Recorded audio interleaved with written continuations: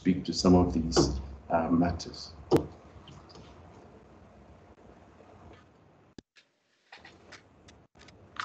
So 3 considerations, which I consider urgent, is what leads me to the choice of this topic. I believe there have been certain gaps, or we may call them erasures, when it comes to Africa's political economy, especially those early decades of independence.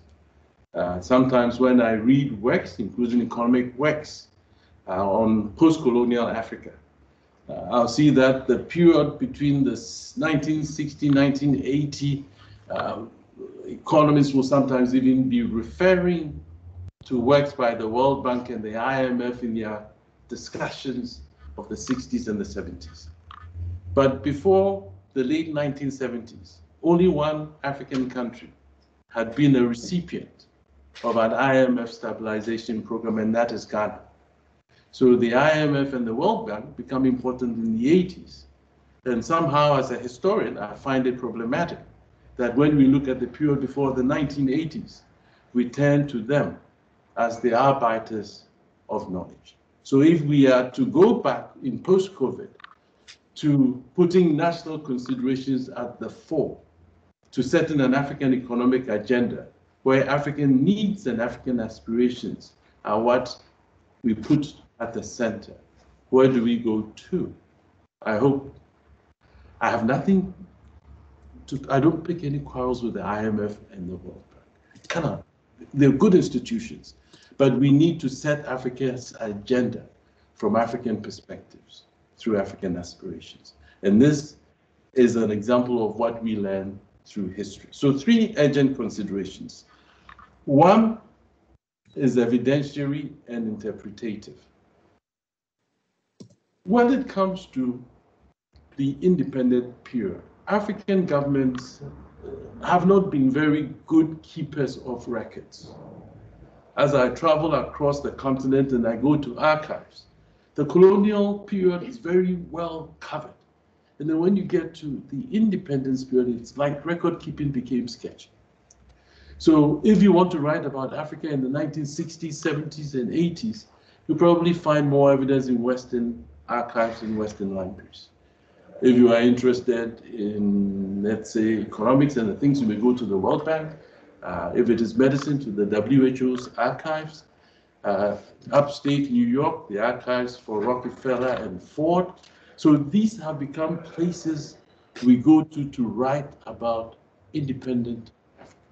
So one is this evidentiary problem. The second is interpretative. When you read works of Africa's political economy, it's almost like the 1980s becomes the dividing line, which is before structural adjustment and after structural adjustment. Before structural adjustment, it looked like economic policies were poor. After structural adjustment, economic policies then improve. But I want us to move away from this hegemonic influence of the World Bank and the IMF in our understanding of Africa's political economy. And I'll speak to this a bit more in the course of the lecture. 2 is the need for homegrown economic models in Africa. Danny Roderick, my colleague at Harvard, the Ford Professor for International Development, has written a very important essay looking at what the world would look like in terms of the global economy post-COVID. And he makes 3 important arguments. The first is that we will see a rebalancing of the relationship between states and markets. And that in this rebalancing, we will see more autonomy shift to the states, and we will see more public regulation post-COVID, point 1. The second point he makes is that we will see stronger national sovereignty and autonomy, and it would lead to more domestic and social considerations coming to the forefront in terms of how states will make their decisions. The third point he makes is that we will see lower economic growth across the world, and that both governments or states and their publics should maybe tone down their expectations of economic growth. So these are the three key points that he makes.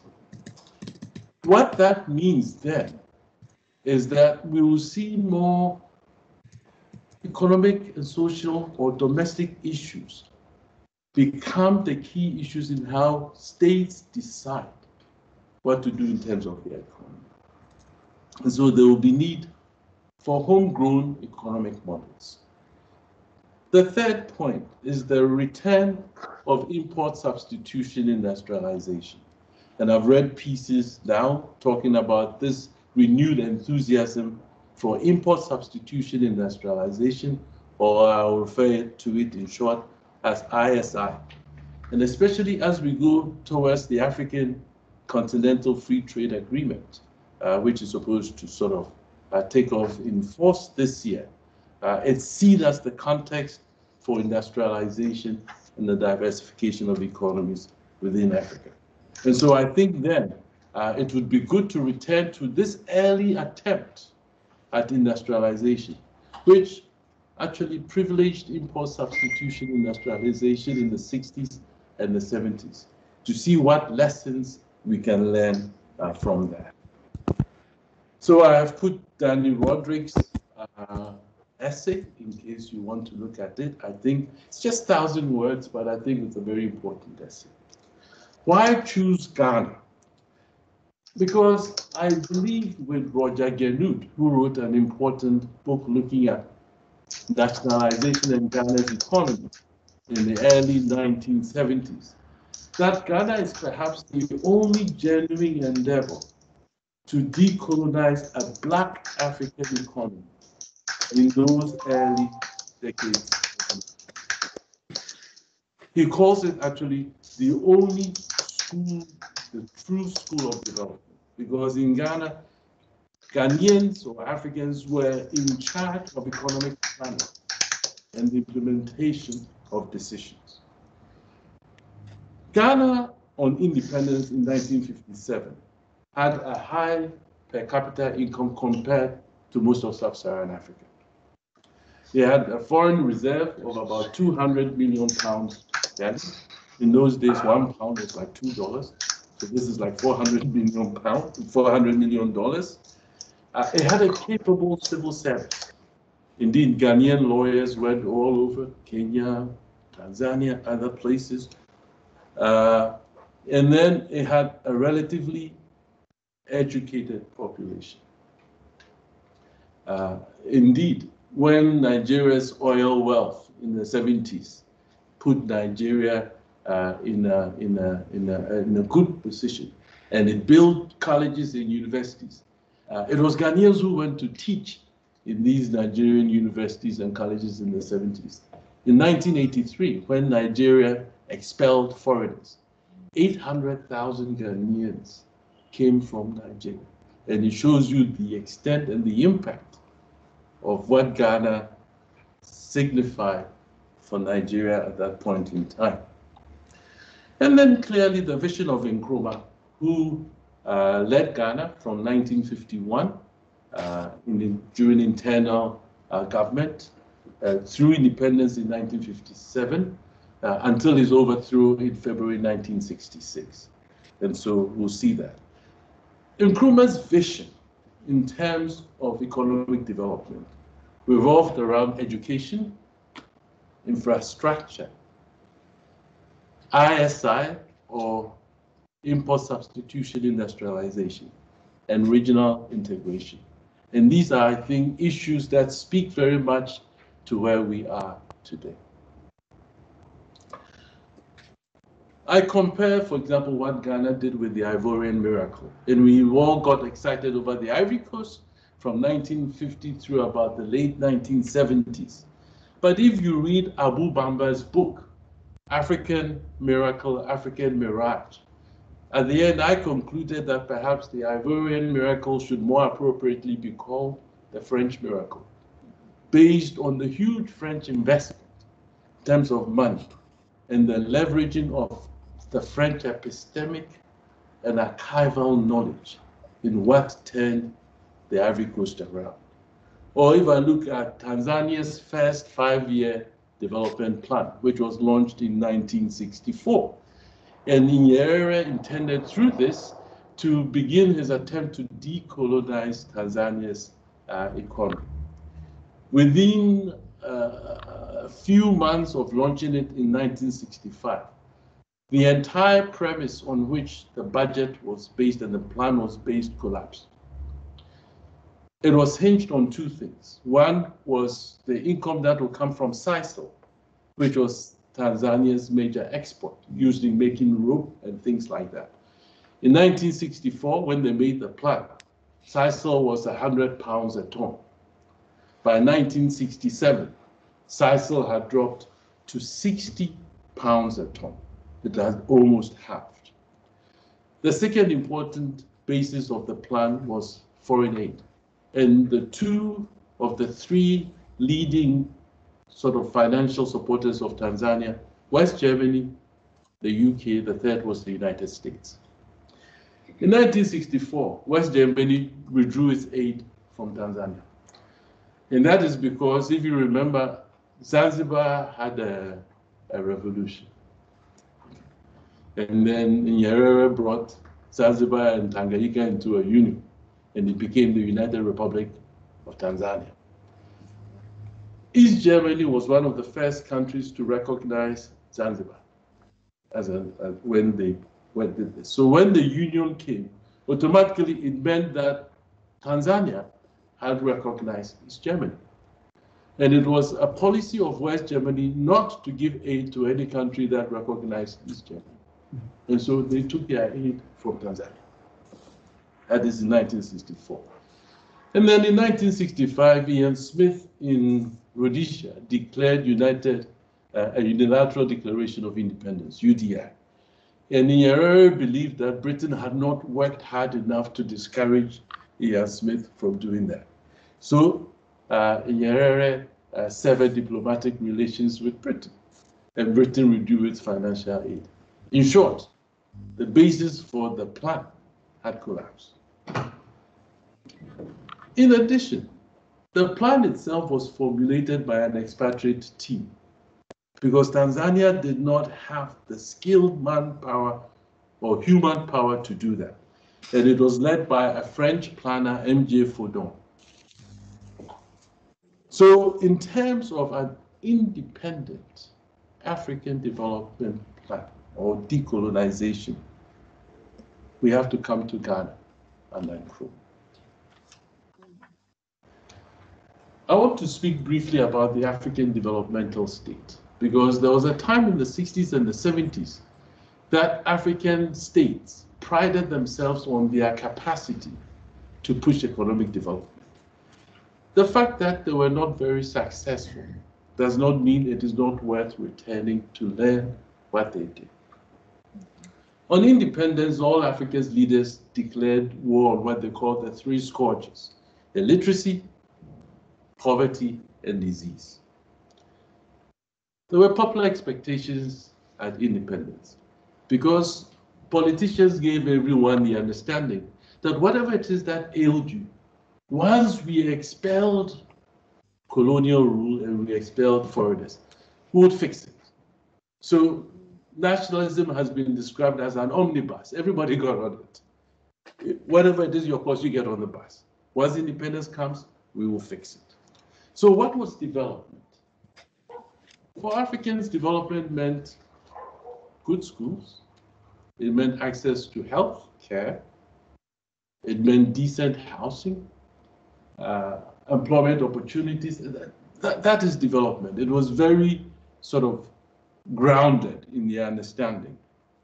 And when you look at early attempts, for example, Nyerere's early attempts at villagization in the early 1960s, before it became Ujamaa, the focus was actually to make social services available to people in villages that were concentrated. It had to do with hospitals, schools, clean water, things like that. That was the delivery of development. Most African economies were commodity exporters. And those who had minerals, like South Africa had minerals, or Zambia and copper, exported their minerals. From the late 1950s, the prices on the world market of African commodities began to decline. And I've had students ask me, was this coincidental that once independence came, the prices began to decline? I said, it's just coincidental. Maybe what is more important is the economic ascendancy of the United States post-World War II. After World War II, much of Europe had been destroyed and so had to be reconstructed. So the European countries were more interested in capital goods that the United States supplied to rebuild their countries and their economies. The focus was not on tropical products or raw materials coming from Africa.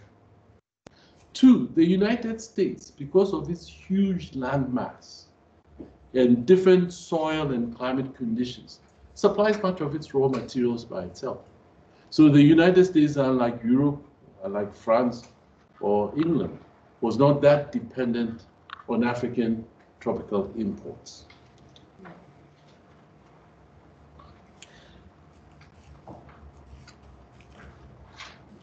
This is also the period post-World War II of decolonization, as well as the Cold War. This is a period where we see Europe moving towards an economic common market, or the European Economic Community. What this contest meant was to push metropoles like France and Britain to reconsider the economic worth or value of their colonies. So to take, for example, Britain after World War II had planned to establish a dam in Ghana, hydroelectricity dam on the Volta River. It planned to build a smelter which it would use to smelt bauxite from eastern Ghana to be mined into aluminum. But now with this move towards decolonization, British aluminium interest and Canadian aluminum interest kind of reconsidered making such a heavy investment in a country that was decolonizing, especially in 1957, when Egypt nationalized the Suez Canal. It made other European countries begin to reconsider making heavy investments in either soon-to-be independent African countries. So for new African governments, their objectives were twofold. One, to expand agriculture. Most were agricultural producing economies. And two, to diversify their economies through manufacturing. Africa's share of global trade, to give you a sense, Africa has never been really that big in terms of what the rest of the world thinks about Africa. In 1970, Africa's share of global trade was 3.3%. By the time we come to 2012, instead of going down, we've actually declined to 2%. It is in this context that the African developmental state emerged. And the African developmental state had as its rationale the pursuit of rapid economic development. We had many problems. Clearly, we needed to develop if we were to meet the developmental needs of our citizens. The African development state or developmental state also had the support of its citizenry. You could almost talk of a social compact emerging that brought states and citizens together to push for development to improve the material lives of everybody. Tandika Nkandewire wrote an important article looking at African developmental states in 2001. And he argues that for the state to be a developmental state, it needed to have both ideological and structural qualities. Ideologically, the state must have as its mission rapid economic development, in which it alters the structure of the economy and the relationship of the economy to the international economy. So rapid economic development, you have to alter the structure of your economy. You cannot be a colonial economy or a neo-colonial economy, and the way your economy relates to the international economy. And then structurally, the state must have the capacity to plan and to implement economic policy. And so you must have the educated people, you must have the technical expertise, etc., etc., etc. So that is the structural capacity to plan and implement economic decisions. So at its inception, the developmental state was popular. And I point to its popularity by drawing on a phrase from Hassan Hage, a writer that Ranka introduced me to, who talks about the state's capacity to distribute hope. The developmental state in its inception had this capacity, which is what made it have legitimacy for the people, or among the people. That the developmental state will become authoritarian was something that nobody could have predicted, but it did happen. And as it developed, I'm reminded of a phrase by the Burkinabe historian, Joseph Kizerbo. And he talked about how it looked like somebody had put up a notice and said, silence, development in progress. Mm-hmm. All criticisms had to go down. The failure of the developmental state does not make it any less important. More recently, we've had stories about Africa rising, and it was pointed out that between 2002 and 2013, 6 of the fastest 10 growing countries were in Africa. But I also want to point out that between 1967 and 1980, 10 of the fastest 27 countries in the world were again in Africa. We just don't seem to remember that. We only remember the Africa Rising story. So, Ghana's strategy of economic development under Nkrumah. 1951 through 1966, one may say that Ghana went through 3 phases. But economically, the vision was common. From 1951 to 1957, Ghana was still a British colony. It had just become internally self-governing. So there was Nkrumah and the CPP government, or the Convention People's Party, and there was a British government. So it's like a diarchy. There were 2 structures in place. Ghana became independent in 1957, and then 1957 through 1960, we had a Westminster style government, so still the Queen was head. And then Ghana became a republic in 1960 under Kwame Nkrumah, who was then overthrown in February 1966. But throughout, still, the economic vision revolved around 3 things: education, or the development of human capital, infrastructure, and then industrialization, the third, beginning with import substitution industrialization. And this vision you can see from 1951 through 1966.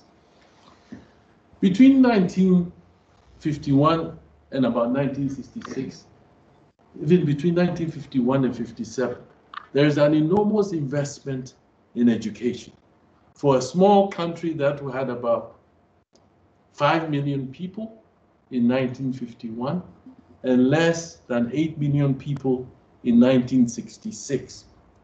Let me give you a sense of the growth between 1951 and 1966 in primary schools, middle schools, secondary schools, technical training or teacher training, technical schools, and universities.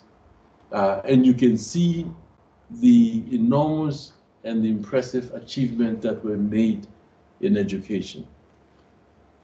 For Nkrumah, and he had the opportunity the day before independence on March 5th, 1957, to speak in Parliament. And there he outlined for Ghanaians the importance of education in his developmental agenda.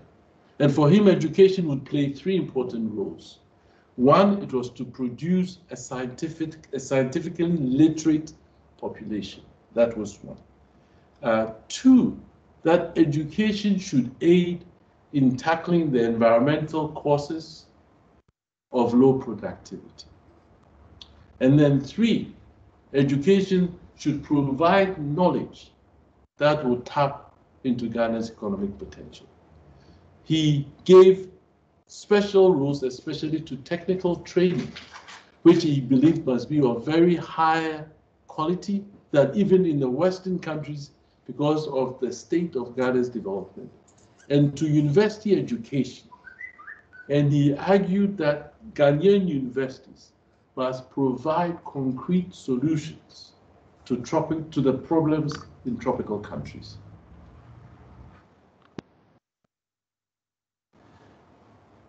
The second pillar was infrastructure. And Nkrumah believed that the building of infrastructure was the path to break the West's stronghold or stranglehold on Ghana and to decolonize the Ghanaian economy. In this endeavor, there were several big ticket items.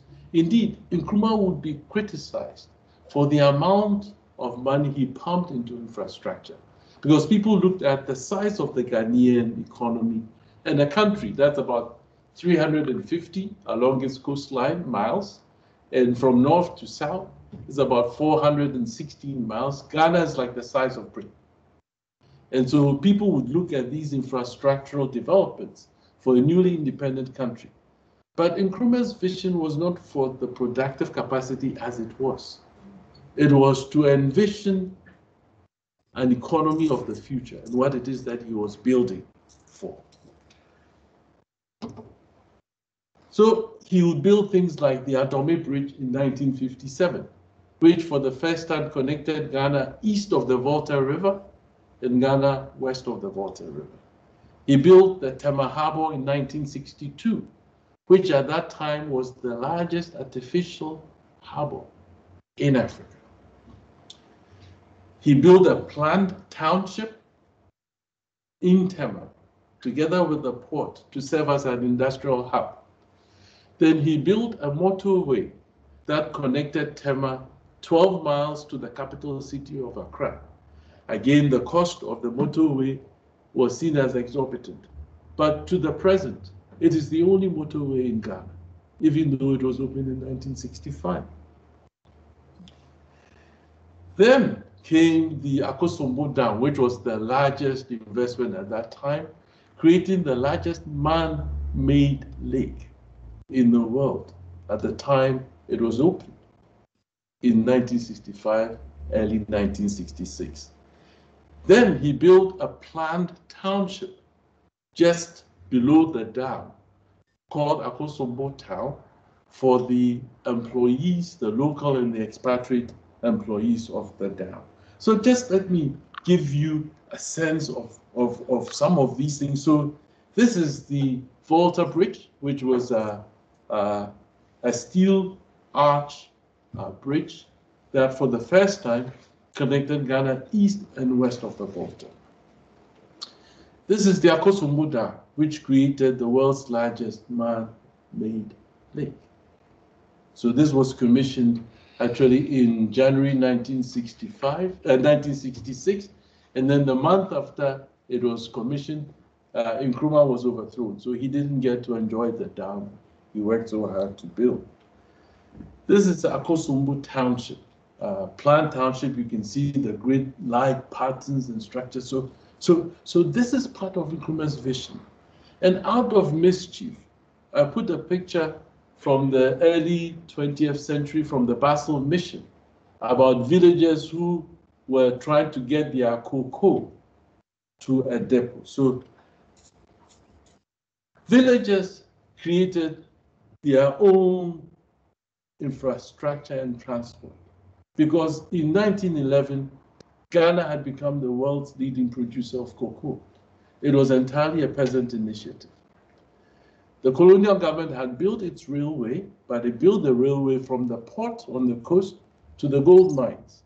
So cocoa farming villages constructed what were called feeder roads to connect their villages to the railway so that they can bring it there to put it on the railway. And clearly, the people in this community had to create their own bridge to roll casks containing cocoa so that they can get it to the depot to have it transported. So this is just to show a contrast in vision in terms of where Nkrumah was headed and what we can see during the colonial period. There's empirical evidence today that Africa's infrastructure deficit, railways, roads, power, irrigation, cost the region between 3 and 5% of GDP growth annually. And so we can see the cost of infrastructure and the importance of infrastructure.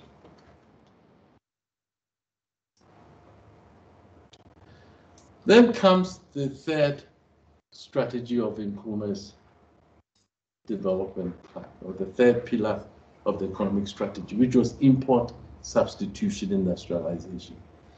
In 1957, only 10% of the Ghanaian economy was in industry. And of that 10%, 41% was in mining. All of that was owned by expatriates. 30% of the Ghanaian economy was in commerce. And of that, about 80% of commerce was owned by European and American firms. So it is the 60% of the Ghanaian that was agriculture that you have peasant farming in control.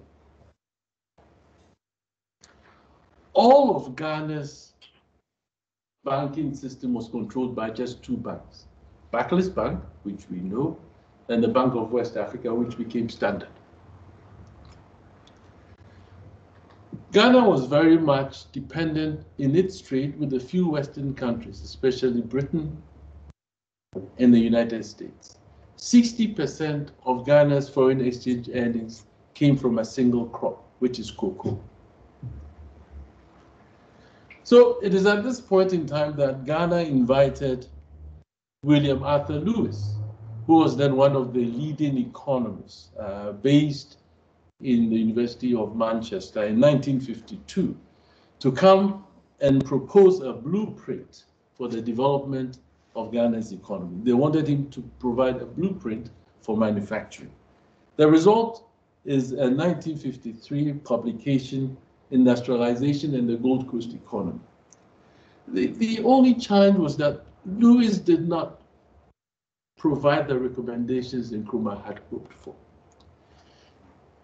Lewis had looked at the Caribbean economy, he had looked at Asia, and proposed that with their large populations, industrialization is what they needed. Nkrumah expected a similar recommendation.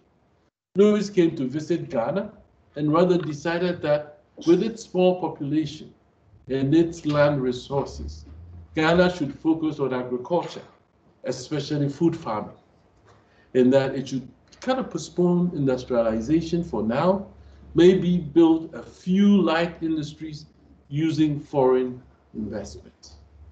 And this was not what Nkrumah wanted to do. Nkrumah wanted to build an industrialized nation state that would make Ghana the first country south of the Sahara to be independent, a showcase. So Nkrumah and Lewis, who he invited in late 1957 to come to Ghana and be his economic advisor, they had very tense relations because Nkrumah was not the kind of economics student Lewis would have wanted him to be. And they would have disagreements over the role of government, over the role of foreign investment, even about the importance of electricity, because for Nkrumah, power seemed to be at the center of everything. And Lewis did not think that electricity had that much of a key role in economic development. In the end, Lewis resigned in frustration.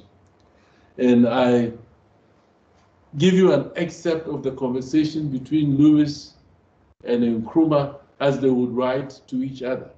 And sometimes Nkrumah would be so irritated that Lewis's letter would come And instead of using fresh stationery, at the bottom of Lewis's stationery, Nkrumah will write his response and send it back to Lewis. And both of them were in Accra.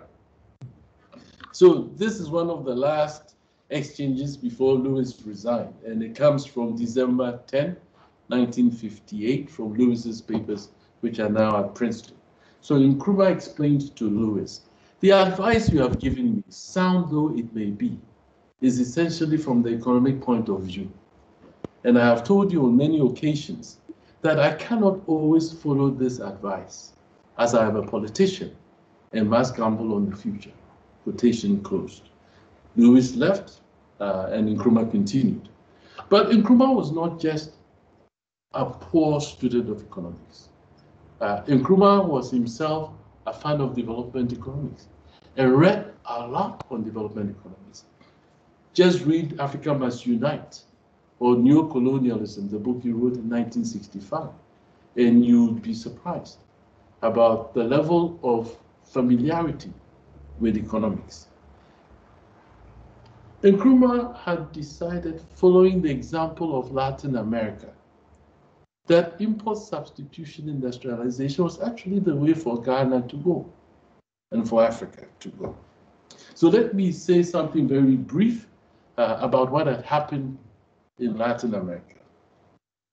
In the 1940s, Latin American countries had decided that they were going to experiment with import substitution industrialization. Much of the thinking and the inspiration had come from the United Nations Economic Commission for Latin America, which was created in 1948. The first executive secretary was a development economist called Raoul Prebisch. The ECLA in Prebisch would become important for two arguments the ECLA would make. One was called the structural theory of development. The ECLA argued that the global capitalist economy was divided into center and periphery. That the center was the industrialized countries in the West that produced the manufactured products. The periphery was the developing, or then called the underdeveloped world of the South, that produced primary materials, a role assigned to them by the industrialized countries. The ECLA argued that the terms of trade constantly declined for producers of primary materials, which is why they were underdeveloped. And that the only way they could develop was to shift from being exporters of primary materials into manufacturing. So the ECLA is identified with this structuralist argument. Then this ECLA made a second important argument. It provided a theoretical justification for import substitution industrialization, and argued that for developing or underdeveloped countries, the path to manufacturing will be through import substitution industrialization. So the ECLA then becomes associated with two important arguments. One is the structuralist argument about center and periphery and declining terms of trade. The second was import substitution industrialization. And Nkrumah drew inspiration from this. So let me begin. I have seen a signal from Christoph, which was a pre-arranged sign. So I'm going to use the next about 5 to 7 minutes to wrap up, and we can come back and see.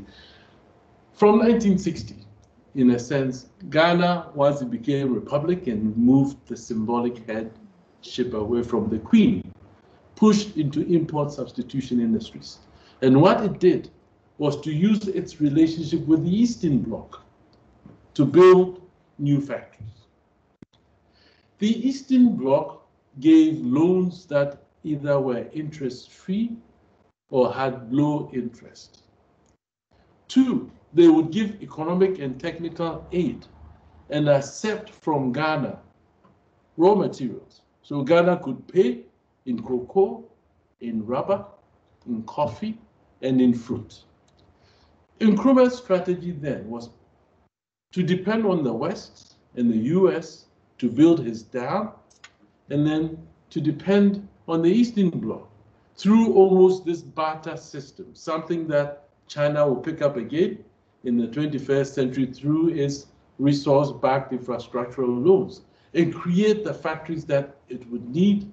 And so Eastern Bloc factories powered by the dam built by the United States. So the country began to build these factories. But Ghana soon ran out of money because its pockets were not as deep as it thought. By 1961, the money had run out. And so Ghana turned to suppliers' credits to build the factory. So you turn to the multinational company that is producing something to supply you with the equipment, so that's a supplier credit. What this meant that equipment was sometimes not the best equipment for Ghana and was not acquired on the most favorable terms for the country. So ironically,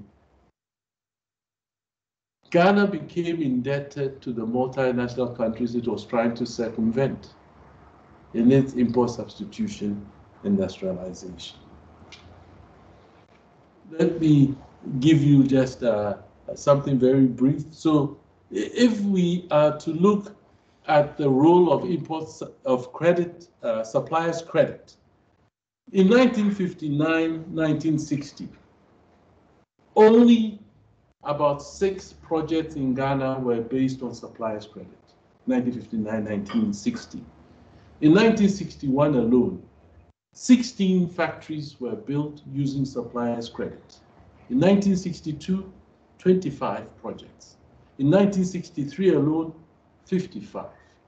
And what this meant was that much of this was on short-term credit to be paid back sometimes in as short as 5 years. By 1965, Ghana was bankrupt.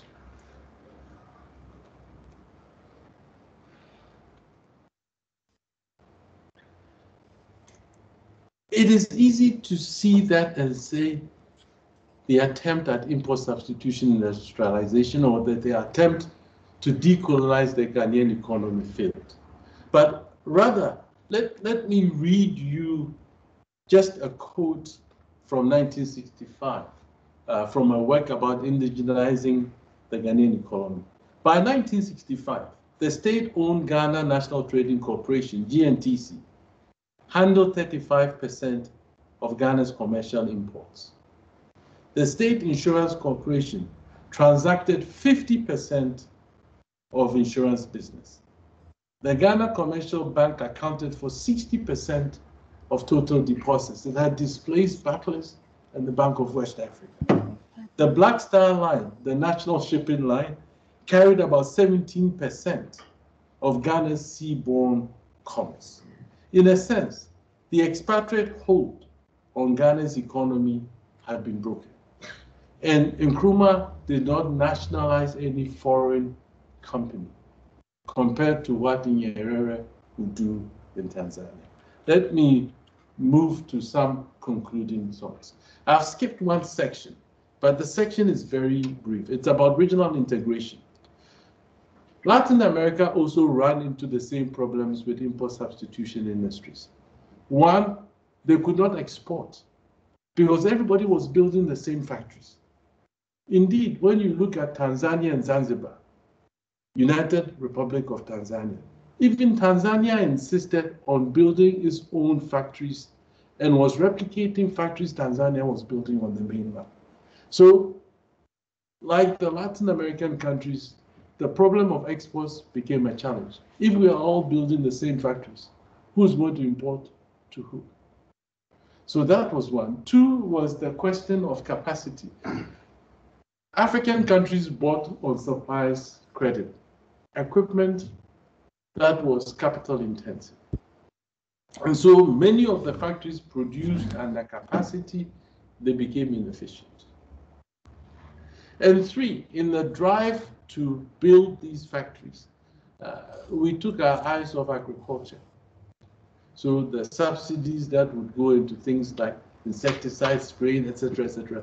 So across Africa, we see a decline in agriculture at the same time as we pushed towards manufacturing. In January 1966, Nkrumah opened the dam. Everybody was happy. In February 1966, he went on one may call even a foolish mission to go and try to broker the conflict between South Vietnam and North Vietnam. Apparently, it was the British Prime Minister who put him up to this during one of the Commonwealth meetings. And other Commonwealth leaders encouraged him that his services would do very well. So he left, and he was overthrown in a coup in which both British and American intelligence networks were complicit. Then a bankrupt Ghana turned to the IMF in 1966. And then the IMF came and said, okay, you need to get rid of all the industrial plants you have built. And so what we'll see in the 1980s under structural adjustment, the loss of industrial capacity, we saw with Ghana very early in 1966, in 1967, in the divestment of plant, equipment, and things like that. So as we come back to our post-COVID situation, where we are now looking at manufacturing again, and we're thinking of industry, and we're thinking of an integrated market through the African Continental Free Trade Agreement. I just feel that we need to remind ourselves of these initial experiments and what transpired. This is not the first time Africa is looking at import substitution industries. We've looked at them before. So at least we need to know if they failed, why they failed, and how we can avert the same mistakes. And as we build our own development plans, I think that the IMF and the World Bank cannot be brokers of knowledge, the funders of the projects, the program managers of the programs that we do, and the assessors of what it is that we do as well. And so somehow their role is important, but we need to be able to break this hold where they have come to have such hegemonic influence over Africa's political economy. Thank you.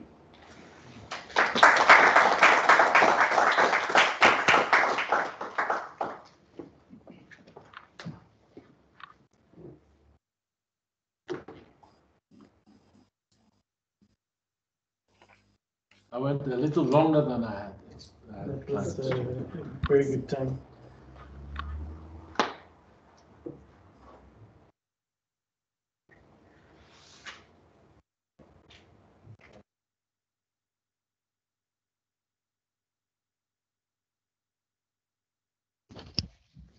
So we can unmute ourselves on this side for the larger discussion. First of all, thank you so much, Emmanuel, for that very, very deep insights into these cases of Africa's economic history. And we'd like to open up for discussion.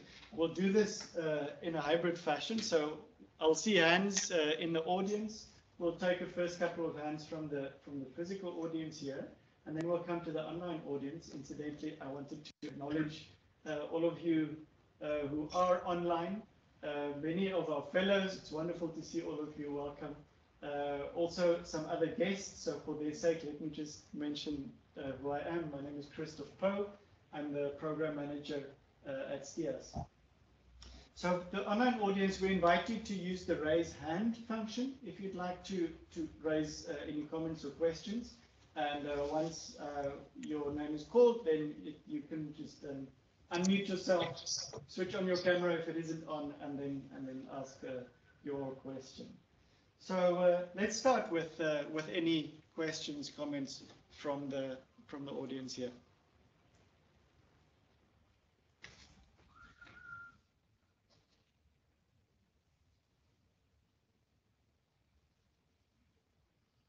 I see you on. Please. I didn't want to ask the first question, but given that there's no other immediate questions, I wanted to ask about the Latin American comparison. Right? So you mentioned that briefly at the end with Paul Prebish, Raul Prebish, but of course many of these countries share very similar kinds of histories and factor endowments, resources, declining terms of trade. The one country that I think we tend to forget, which is a country that I think has many of the similar features as Ghana, is Uruguay. We tend to kind of focus a lot on Argentina, for example, but especially Uruguay being kind of a coastal, smaller, and I thought were there not similar kinds of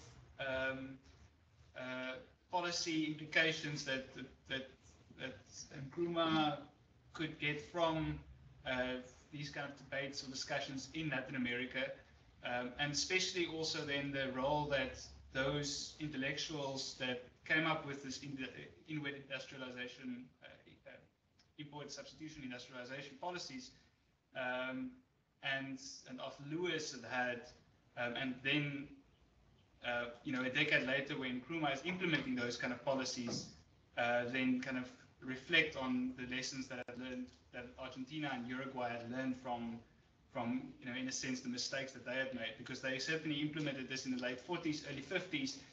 It failed miserably. They switched back to export, and then 5 years later it's Nkrumah's turn. And so I'm wondering, was that never kind of up for the discussion? Those kinds of. Yeah. One of the interesting things for me is the time gap between what's happening in Latin America and what is happening in Africa. So in terms of Latin America, the country that became an important example about what a different policy could look like, which the ECLA would also come to acknowledge, even though they did not like what the country actually represented, was actually Chile. And Chile's economic success, despite that many people didn't like the politics of Chile, and its endorsement and its embedded in market relations, would actually push the ECLA to modify its positions. Tandika and Kadewere points out that in terms of Africa, import substitution industrialization did not seem to have been prefaced by the same kind of theoretical thinking and examination and say, we're going to do it. So though we embarked on that, there's a disjuncture between what we did and the Latin American experience. And so in Latin America by the 50s, the challenge of exporting had become evident. Yet you see a place like Tanzania only embarking seriously on import substitution industrialization after the Arusha Declaration of 1967.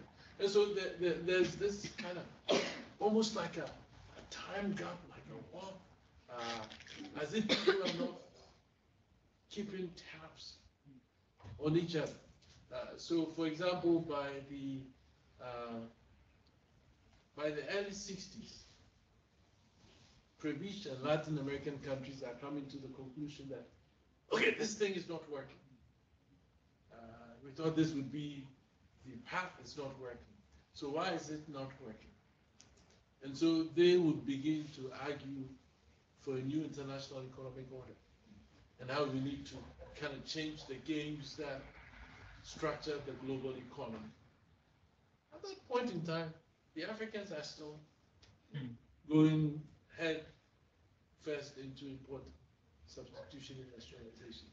The Africans get on the bandwagon for the new international economic order around the mid-1970s when it has failed. And it is that in the 70s where the debt crisis connected to petroleum, connected just to indebtedness, would do that. Interestingly,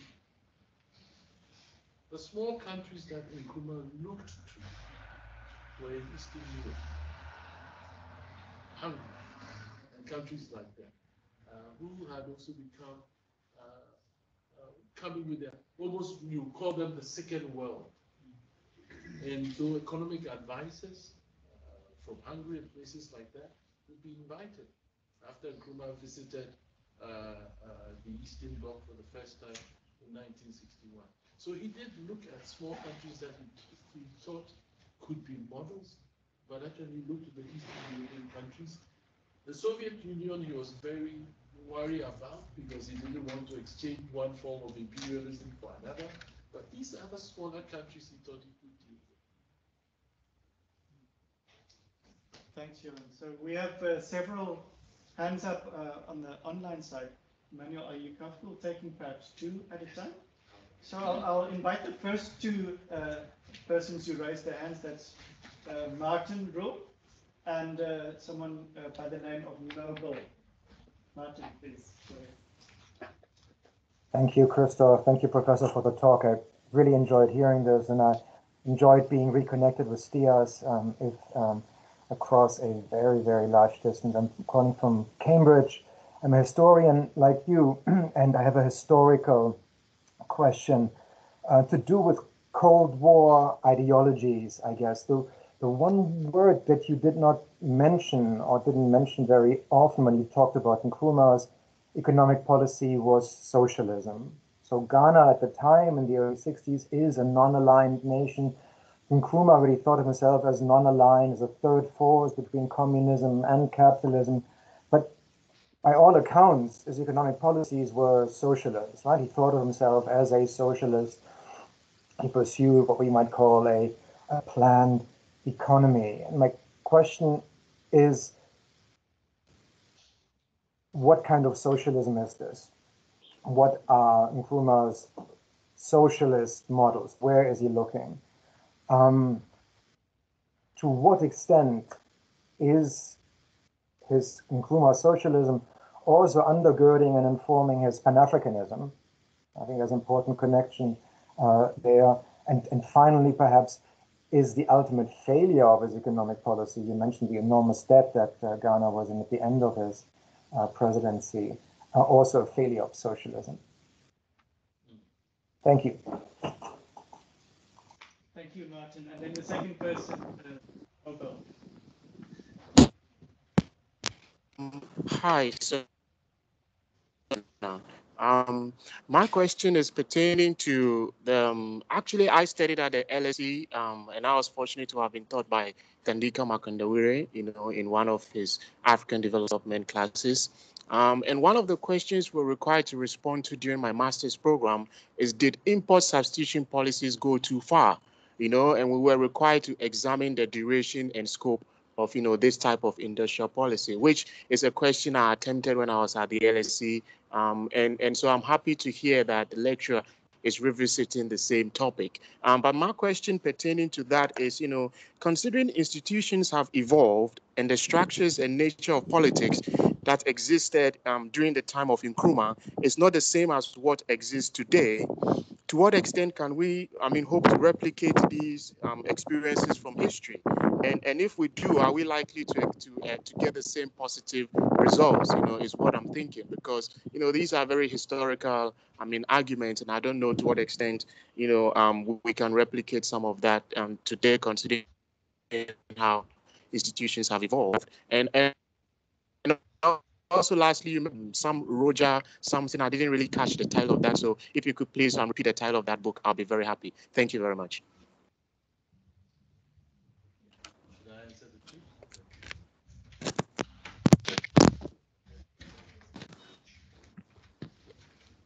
So the question about Cold War ideologies and socialism and what role or place Nkrumah's socialism. I think when Johan introduced me, he referenced the lecture I gave for the LEAP lecture on African socialism, and I put a question mark after that.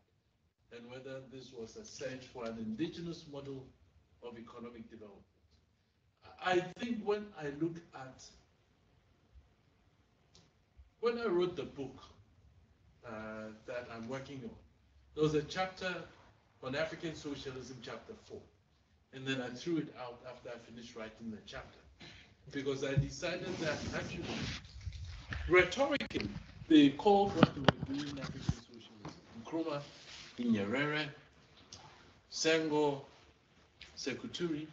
But if we are to look at it, what they were pursuing was a nationalistic policy of economic development. The rhetoric may have been socialist.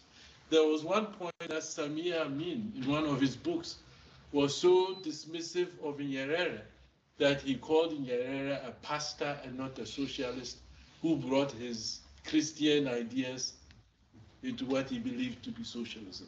So I think that sometimes when we look at it through the lens of socialism, it kind of puts us on a detour, because then we evaluate what they did against something that is more rhetoric than in substance.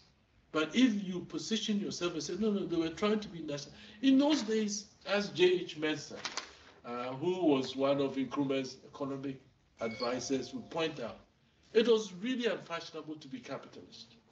Because later in his life, he was being told that when he was young, he was a socialist. He said that everybody was a socialist. No one who was credible as an intellectual claimed to be a capitalist in the 60s and in the 70s. Okay.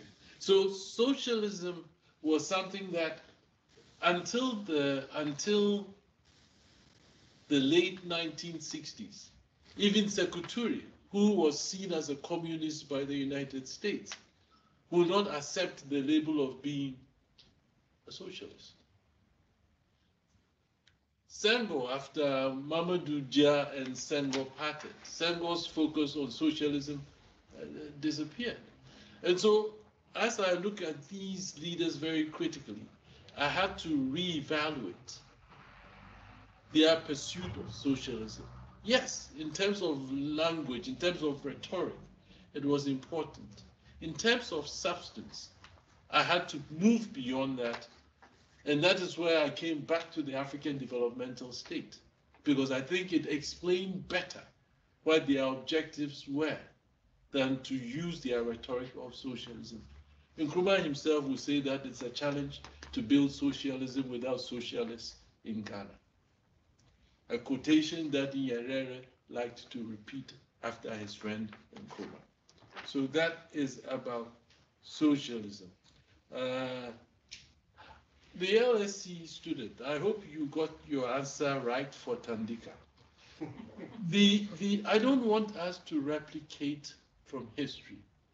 I just don't want us to ignore history.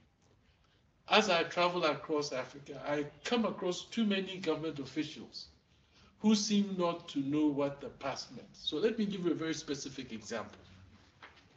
Immediately after the civil war in Sierra Leone, I happened to visit Sierra Leone to do some work. And I went to visit the Ministry for Women and Children. And the minister and I had a conversation. And in this conversation, one of the things that irritated them was that UNICEF had come out with a report then. This was the early 2000s. And it had pointed to the high level of infant mortality and maternal mortality in Sierra Leone. The civil war had destroyed many records. And I would go to ministries and I'll be told, go to UNICEF, go to UNICEF. They have the records. So the minister believed that the basis for that argument was not there. And that UNICEF had put this together. I was very annoyed. And I waited for her to calm down. And I pointed out that for me as a historian, what I find interesting is that in the early 20th century, Sierra Leone had some of the highest rates of infant mortality and infant morbidity, to the point that in the 1930s, when it declined by my standards in not too impressive a way, the colonial government was celebrating that they had gotten better. So instead of you being angry that UNICEF may have manufactured the statistics, perhaps the question to ask is why over a century, high infant mortality and high maternal mortality has persisted in Sierra Leone. So for me, it is the lessons we learn from history so that we don't repeat the same mistakes. I'm not saying let's go back. ISI is being proposed again. I'm not proposing it. I've read articles that show the renewed enthusiasm. And I'm saying that, okay, before you go into ISI, at least be conversant with the fact that we tried it. That I cannot say that it failed, because you cannot do something for a decade or a decade and a half and then say it failed.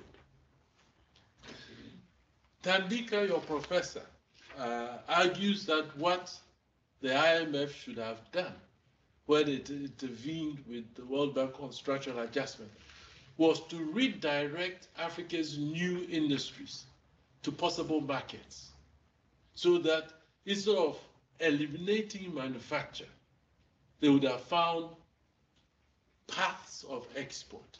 But what the IMF and the World Bank did was to redirect Africa to eliminate its manufacturing base and to redirect them to focus on what is called comparative advantage, which is agriculture and mining and the places that had defined them in the colonial economy. And if I may read just a small excerpt that I did not read, in Tanzania, the head of state who became very much connected with structural adjustment and the divestment of state-owned properties was Benjamin Mkapa, who was head of state from 1995 through 2005. In 2009, he was interviewed by a paper called Business Mirror. And this is what he said. You see, when they were divesting, beginning from the late 1980s, the one, and I didn't read that section of the paper, Nyerere looked at them and said very wryly that there would be nothing to divest if the state had not built the factories. So this is in Nkapa in 2009. I quote him, "We privatized everything the state had.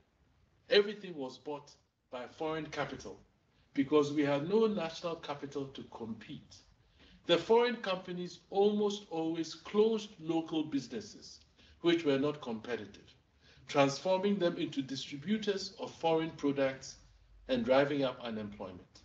The experts of the World Bank and the IMF predicted that this would happen, but they told us now the influx of foreign investment will lead to the creation of new comparative and technologically current businesses that would provide the foundations for a lasting modern development. None of this happened for us." And I can give you example after example. So for me, to have divested, this was an opportunity for indigenous entrepreneurs to have gained some experience managing some of these and that. But to scrap them was not one of the wisest things we did. So that is so we are not replicating history. We're just learning from history. Thank you for those questions, Martin and Noble. We have more hands up online, but I just wanted to give an opportunity to the audience here. Wolfgang, please go ahead. Yeah, I was just wondering when you quoted or said to us, how can I have socialism when I have no socialists here? So one wonders, maybe there were also no capitalists here. So were there any attempts to draw on the own traditions, on potentials, without going to the West and lending money to build Western industry that led to the bankruptcy in the end, or going to the Soviet type socialists? So were there attempts to draw on own potentials? And this is where African socialism became that red flag, because there's a sense in which the early generation understood capitalism to have trickle-down effect. When Tanzania became independent, its former president Kikwete told me they had 2 engineers and 3 medical doctors. You don't have time for trickle-down. Their health system was saved because South African nurses, with the encouragement of the ANC, went to help build Tanzania's medical system. Okay. And so for them, socialism was this thing that lifted, like all the boats floated. Something that they did not think that capitalism would do.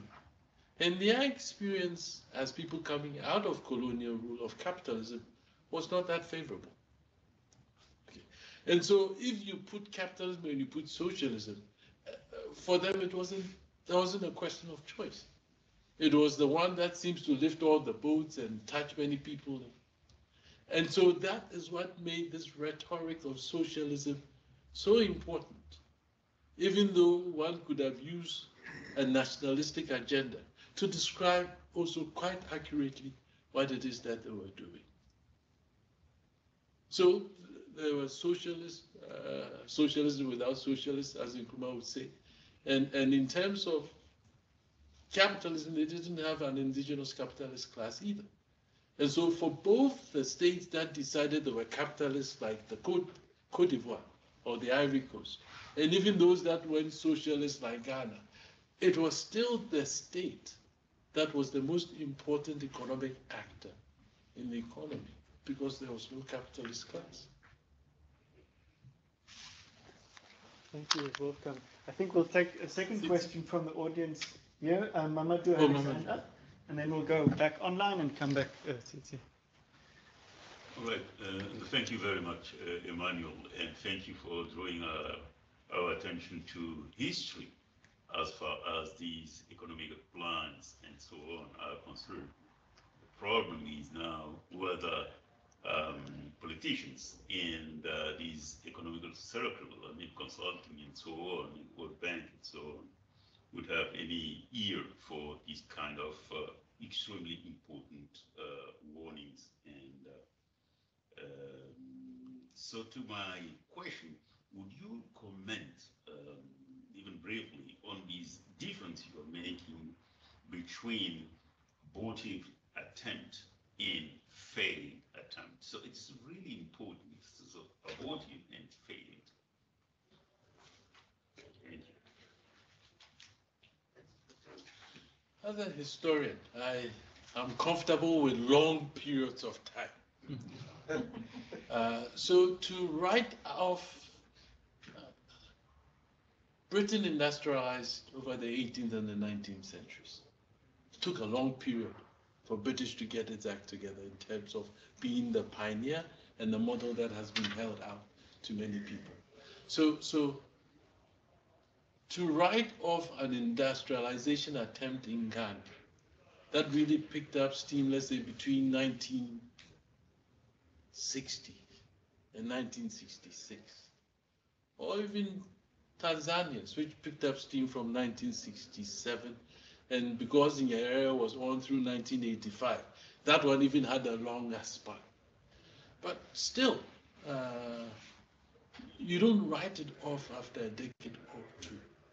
And so for me, what curtailed that experiment was not because it failed. Yes, it was inefficient. But it is interesting, William Steele, who I quote, actually took a sample of 50 industries or 50 factories in Ghana that were built in the 60s and the 70s. And he concluded, and this is somebody who, I mean, an American economist, that actually he was surprised to find out that the international corporations, the factories they set up, were not significantly efficient than the state-owned enterprises. And then he made the second conclusion, that the state-owned enterprises were not significantly inefficient than the international corporations. And he thought that this would surprise people who wrote off the state-owned enterprises as if they were just failures. So for me, which is why I think that we need to look at some of these issues just to draw inspiration and to find our ways of defining our priorities. So I wouldn't say that industrialization failed. Indeed, in the 1970s, many African countries managed to diversify their economies through some manufacturing.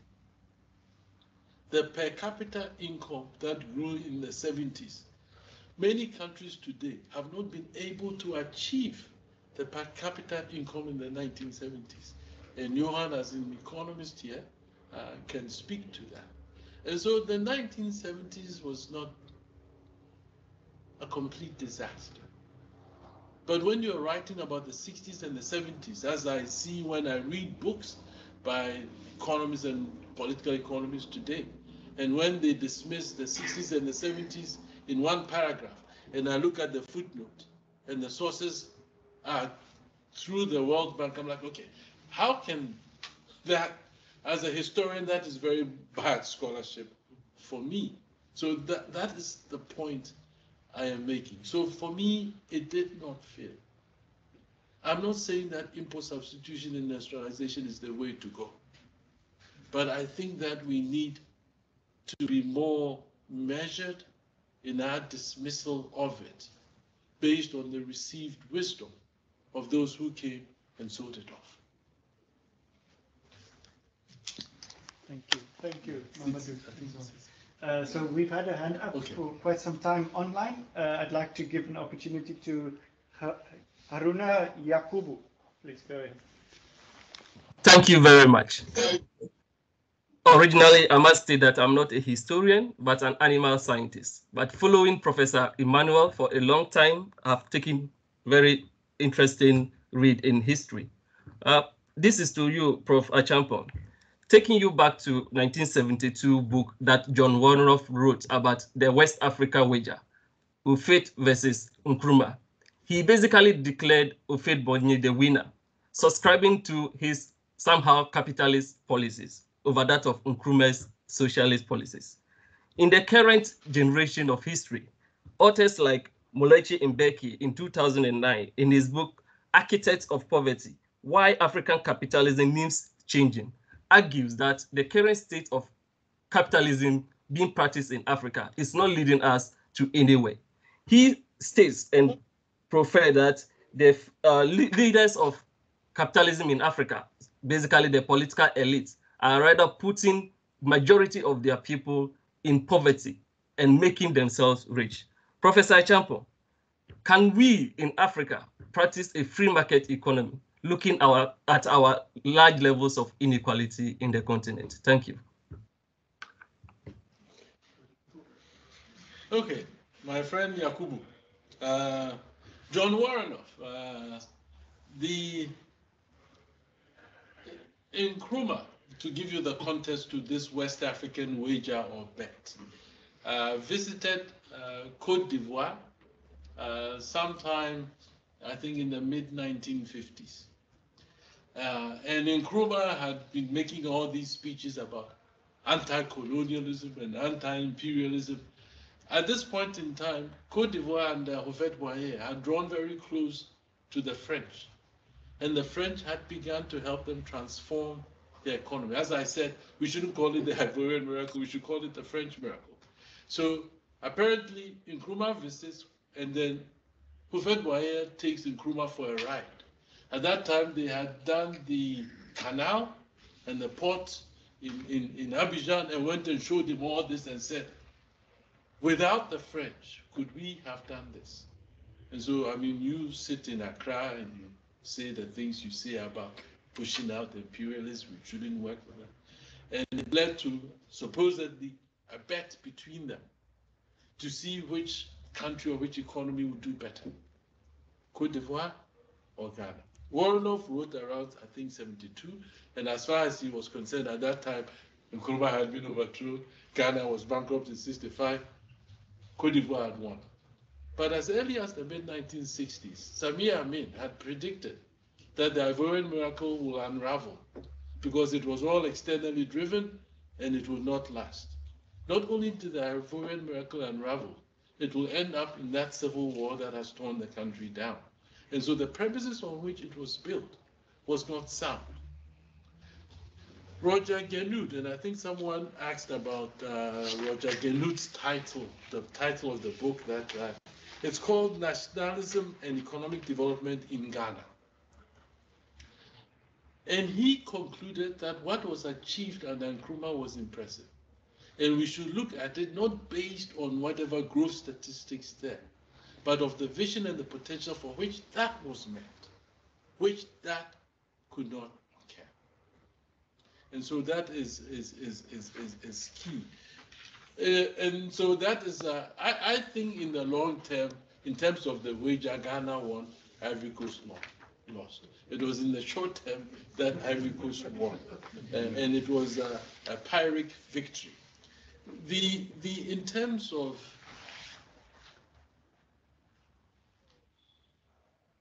one of the continuing challenges is the role of foreign direct investment. Every country now is trying to attract the same multinationals. Indeed, scholars now are no longer talking about multinational companies. They call them global capitalists. They don't have, at least the multinational companies, they were based in some country. It would be the US and then they hover. These days, they are not based anywhere. They go into countries for whatever time it is, and then they move out when it. So as we all look at attracting foreign investment, the market has become more and more challenging in what we do. For me, this is what makes the African continental free trade market more and more important. If you look at, there was a time when 85–90% of Africa's trade went to the north. At the moment, about 50 to 55% of global trade is south-south trade. Trade within Asia, big. Trade within the European Union, big. When it comes to Africa, it's only now that we've grown only to about 15% of intra-Africa trade. I think there is potential, and that is one of the important paths of growth, to see how we can trade amongst ourselves. It is when Africa trades with the outside world that we only send raw materials. When we trade within Africa, even manufactured items also move. So if we are thinking of economic diversification, we will achieve that through intra-Africa trade, more than through our trade with either Asia or with Europe. Where will the capital or the investment come from? And that is, I think, one of the important questions.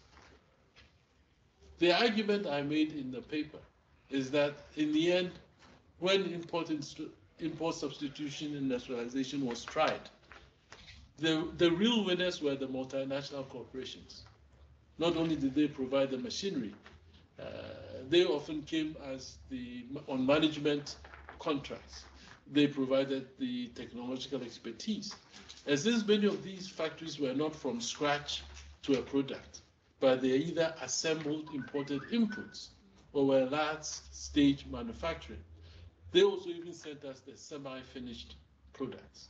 So how do we think about manufacturing in ways that position us in stronger ways? And I think these are questions that need to be explored in Africa, but also with the lessons of history, so we don't repeat these same mistakes. Technology is important. And Andrew Coulson, who wrote an important book on Tanzania's political economy, said that in terms of manufacturing, Africa, when we tried import substitution and industrialization, we had three options. One was that if we wanted to manufacture, we would buy old refurbished equipment. But then the technology was obsolete. Or two, we could devise technology to create equipment that suited smaller production capacities. But Africa was in a seller's market because we had no control over technology. So we bought what it is that was given to us. And so we were left with the third option, to buy capital-intensive equipment with the hope that, it's like you've bought a big pair of shoes, you think your leg will grow into it at some point in time. And you hope that gradually either the market will increase or something and it would fit out. But as we see, we did not get to that point before we even had to abort the experiment. Thank you. So we have a couple of minutes left, so I wanted to ask Titi Dangaunga. Let me just move the microphone. Sorry, I know this is a bit noisy if you're online. Thank you. So that we'll hear Titi. Thank you, Christoph. Thank you so much for that lecture, Emmanuel, and expanding my knowledge of these important economic historical aspects to where we are. I am also interested in sound premises. You mentioned sound premises, but maybe coming from another angle. And my specific question is around the idea of state rhetoric, socialist state rhetoric, being different from state practice, which was national capitalistic, perhaps, development state. I would like to know whether you think there are any effects of those kinds of discrepancies, a state that has a certain kind of rhetoric and then a different kind of practice, what these effects might be. I'm always interested, of course, in the development of the people, that human capital. So what would be the effect of the human capital on that kind of discrepancy?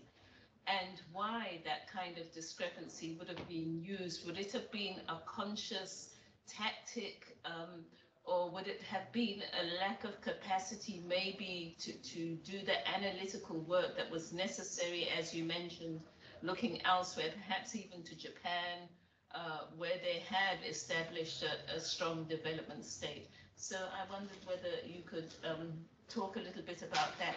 And then secondly, you've already mentioned some of the ways that you think are the ways we should be looking to go, but I also wondered whether you could just expand on that also.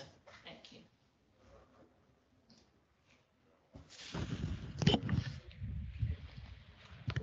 First question, almost the disjuncture between rhetoric and practice. I think that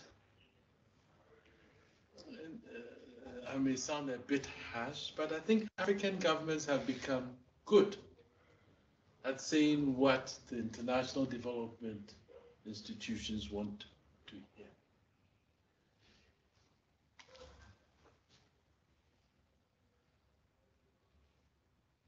The 1980s again is a critical moment, and I think once we went beyond, we call it the lost decade, is the decade the bottom fell out of Africa, is the decade we ate yellow corn in Ghana for the first time. The 1980s was not a good decade. It was the decade the books disappeared from the library, and if there was one book someone had torn the page from the University of Ghana, that's the 1980s. Once we came out of the 80s, if you look at the University of Ghana's records in the 70s, the best scholars would come, Thomas McCaskey, Richard Rathbone, they would come to the University of Ghana to do a master's. Terence Ranger taught at the University of Tanzania, taught, I think, in Zimbabwe at some point in time. By the time we get to the 90s, that had stopped. And it looked like Africa had lost its academic voice in international circles. Even in terms of the historians, I don't know about the anthropologists, even the importance of learning African languages had ceased. Historians did not do field work anymore. They went and sat at the archives, and discourse and fashionable theory made up for granular descriptions. With these shifts came the importance of external consultants. And they came and wrote the reports and wrote the policies. They often would hire local scholars to do the groundwork, but the local scholars didn't. And I think when we got to the point where states in Africa learned to speak the discourse of development that the West wanted to hear, then the disjuncture between what they were saying. So the World Bank would say that Ghana's economy is doing marvelously in the 1980s, yet we were suffering on the ground. Again, the disjuncture between external statistics and perception, what is happening on the ground. At some point in time, Uganda became the model for structural adjustment. Museveni was hailed. I'm sure Edward will tell you they were suffering. In the end, Ghana complained so much, the World Bank had to introduce something called PAMSCA, the program of what is it called? Program to mitigate the social cost of structural adjustment, because finally our pain had been had. So there is this thing where our governments have come to discount internal scholarly opinion as if it does not matter. Government comes into power, the first thing they will do, and I have nothing against McKinsey, will be go to bring McKinsey, as if there are no economists in the country. And that continues. So we have almost as if the state has been disconnected from its citizenry and the nation. And I think that what will correct this anomaly is the capacity of the nation to hold the state accountable. And that is a whole other paper and a whole different argument. What are the ways to go? And I think you are asking this in terms of economic development. For me, I keep saying, and I keep coming back to Walter Lewis in a different way. I think that land and farming and agriculture, considering that Africa has about 60% of the world's unfarmed arable land, has to be part of our vision. I know we like manufacturing and all that, and Nkrumah loved that, but agriculture has to be a central part of what it is that we do. I think intra-Africa trade will be a second important component. And we need to go beyond this thing that all our things go to the West or go to Asia and trade more about ourselves. Whatever solution must be able to provide massive employment for youth. And I think that in that respect, technology will play a role. I keep saying that we need to make agriculture attractive by marrying agriculture and technology and convincing the youth that you guys were made to be farmers. Today, drones go up and look at where more fertilizer is needed. If we can package agriculture in ways that become attractive to youth, I think we will begin to see a part of our solution. But I'm not an economist, so I don't predict the future. We'll have Johan do that. Okay. Thank you, Tsitsi. So we've come to past. I'm desperately aware that there's been several hands up online. Some of them for some time, Peter. I'm aware of that. But I think this is perhaps a good time to end it, and I'd like to invite anybody else who wanted to make further comments and raise further questions to please email us, Naomi or myself, and we'll make sure that you get in touch with Emmanuel. So at this stage, we have to greet our online audience. Those of you who have been at STIAS will know what the rest of us will do going from here. We're sorry that we cannot invite you for something to drink and to eat.